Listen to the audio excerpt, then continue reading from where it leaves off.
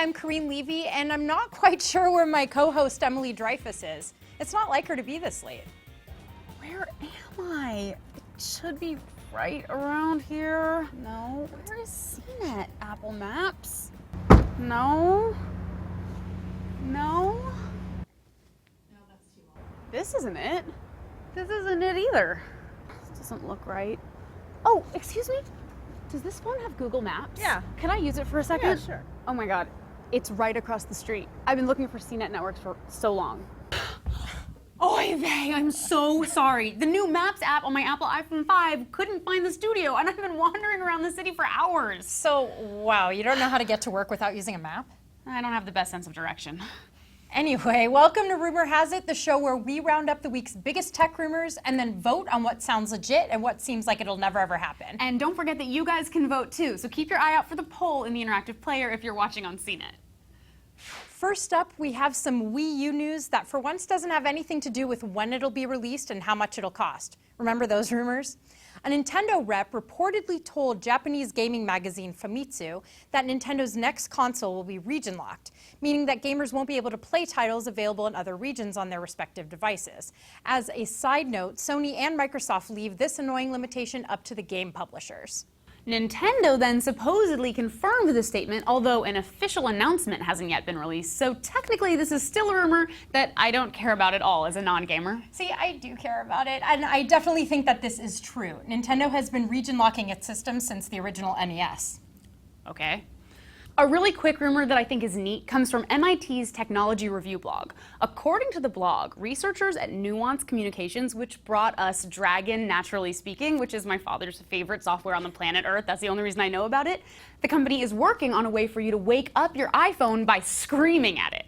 Why do you have to scream at it? Can't you talk to it lovingly? I guess. Apparently, Nuance is working with a number of chip manufacturers to design a chipset that wakes smartphones up instantly upon hearing voice commands. So you could talk to it however you want. I just think most people are going to say like, "Hey iPhone, obey me, wake up, entertain me. Why are you entertaining me?" Is that not how you talk to your iPhone? No. As we witnessed a couple minutes ago, Emily is suffering from Apple Mapgate, aka Mapocalypse. Apple had a hell of a time last week when people realized that Apple's Maps, which replaced Google's Maps, weren't quite doing what they were supposed to be doing, which is work. So the question everybody asked is, when will we get Google Maps back? So far you can't unless you go through the browser and add a little linky to your home screen.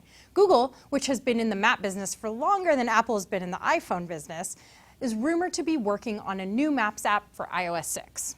Blammo! 9to5Mac insists that a standalone Google Maps app has already reached the approval stage in the App Store. Hooray! When I read that, I thought that there was hope for me yet. But then I noticed that 9to5Mac didn't cite any sources at all, not even an anonymous one.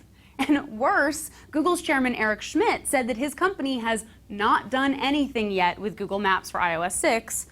So that makes me think that the killer Google Maps app is almost definitely not about to be released, and I'm going to be lost for the foreseeable future. See, I think you're right when you say foreseeable future.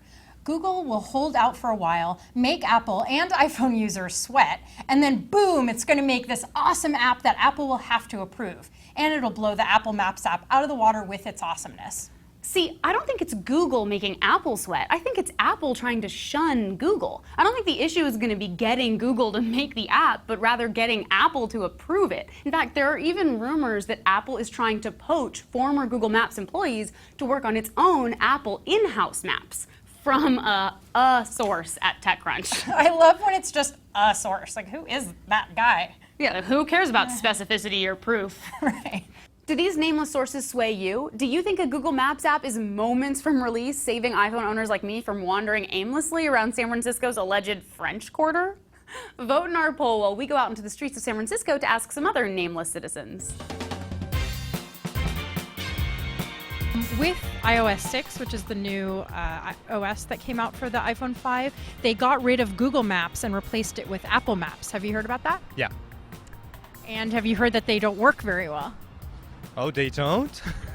All right. So, do you think that Google is going to create its own Maps app to put back onto the iPhone? Well, I hope so because I've seen the maps, the ones that worked before, and they were really good. So I'm sure if they know it that Apple tried to get rid of Google Maps and then it's not working. So Google is gonna come back with much better and bolder plan. I think so. I think so. I think they will try everything to get the Google Maps back on the iPhone 5 because I think that if that's what people want, then we will do that. Yeah, I think so. I think that they are. I think that they're capable of producing something like that, and also making it work with the iPhone too. You know, they can do stuff like that. Yeah, Do you use Maps on your phone? I do. Time to time. I actually had to use one today. Well, some people on the street had iPhones but hadn't even heard that Google Maps was gone. Let's go inside and see what the CNET Council thinks about a Google Maps app for iOS 6. The CNET Council is composed of 5 editors who cast their votes anonymously. Their opinions are not an endorsement by CNET or CBS Interactive. Obviously, because these are rumors, folks. And the CNET Council's verdict is yes. 4 out of 5 of our editors believe that Google is already making a Google Maps app for iOS 6, and one lonely editor thinks not.